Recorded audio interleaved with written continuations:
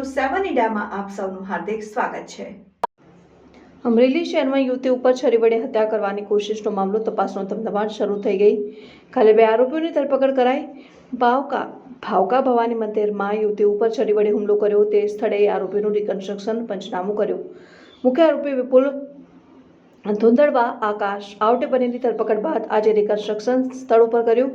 In charge SP Jayveer Gadhvi, local crime branch, special operation branch, city પોલીસના ચુસ્ત બંદોબસ્ત વચ્ચે આરોપીને સ્થળ ઉપર લવાયા। પોલીસ દ્વારા બંને આરોપી પાસે સ્થાનિક લોકો સમક્ષ માફી મંગાવી ગુનામાં વપરાયેલ હથિયાર કબજે કર્યું। બંને આરોપીએ હુમલો કરી મોબાઈલમાં વાત કરેલ સિમ કાર્ડ ફેંકી દીધા તે સ્થળ ઉપર પોલીસ પહોંચી આરોપીને સાથે રાખી સિમ કાર્ડની શોધખોળ શરૂ કરી।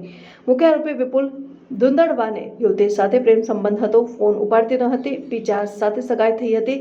પ્રેમી વિપુલ નારાજ થઈ જીવલેણ હુમલો કર્યો હતો।